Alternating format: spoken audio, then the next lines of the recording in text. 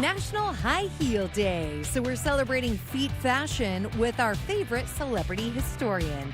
My St. Louis Live starts right now. So the comment's National High Heel Day, so slip on your favorite pair of comfy shoes and stay with us. Yeah, they're not. After the break, we're going to go way beyond cute shoes with our favorite and very fashionable celebrity historian, Raffi Andonian. He's here to strut his stuff through those history facts.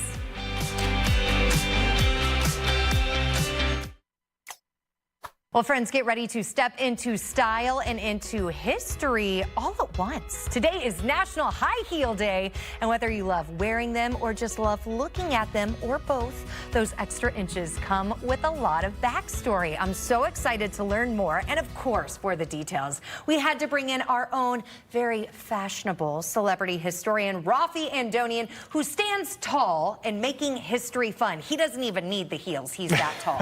It's good to see you, my friend. Great to see you. And shoes can be magical. Think about Cinderella's magic slipper, or you put on a pair of Air Jordans, you think you're like Mike, you know? Shoes are awesome. Okay, so I'm more on the Cinderella side, but I believe you on the Air Jordans. Let's jump right into it. How did high heels become so fashionable? In Persia, 1,000 years ago, you had a lot of elites and military folks wearing it to hold their feet in the stirrups. So with the heels, you can imagine, if you're on a horse, it helps hold in stirrups. To this day, that design continues to an extent on cowboy boots. It's one of the few men's heels that are still worn because it helps hold in the stirrups, believe it or not. But in the 17th century, so several centuries after it's kind of created in Persia as a thing, the heels, the Shah, the king of Iran, sends a delegation to Europe, various countries in Europe, for international relations, or Persia at the time, now is known as Iran.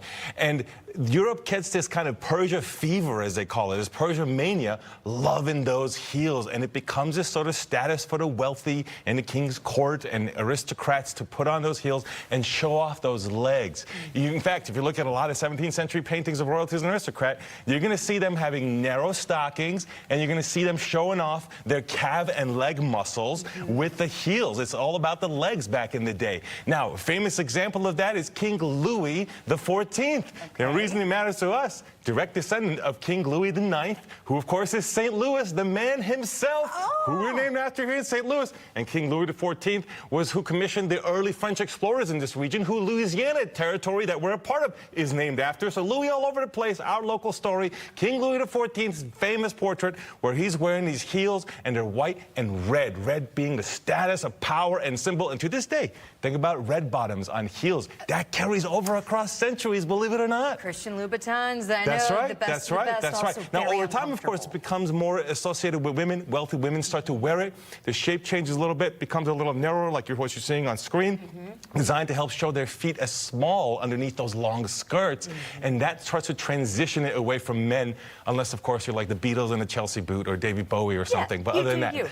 Let's talk about how these shoes, though, were created that long ago. Yeah. So shoes are going back 40,000 years as far as archaeology actually shows us that we know from feet. We don't know from the actual shoes themselves. So archaeologists study the feet bones, and they think 40,000 years ago is when people were starting to wear shoes. However, some of the oldest shoes that we actually have in archaeology that we have found, you know where they come from? Right here in Missouri, I kid you not, in central Missouri, 7,000 years old, are some of the oldest shoes in existence. They're sandals. And the oldest shoes that we have that are closed toe are more than 5,000 years old in Armenia, where my ancestors come from, funny enough. So a lot of local home stories. So the story of Missouri ties very much to the story of the shoes that we're talking about. It's incredible to think about. And back then, of course, you know, the styles change over time.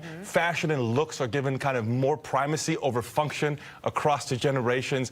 And here in St. Louis, coming back to our story, in the modern period, in the past century, a major hub of shoe manufacturing right here in St. Louis, showing just how important style was for shoes historically and into the modern era from there, across the eras that we're talking about. There you have it, St. Louis. shoes right here in Missouri, and really nice shoes, and you're wearing really nice shoes too. And shout out to your wife Nicole for raiding her closet to bring in even more high heels. And to see and learn more of Raffi, just head to his website, celebrityhistorian.com. We'll also post this segment at firstalertfor.com/mystl live. Damon, as always, I learned a lot. Always dropping knowledge I didn't know I needed.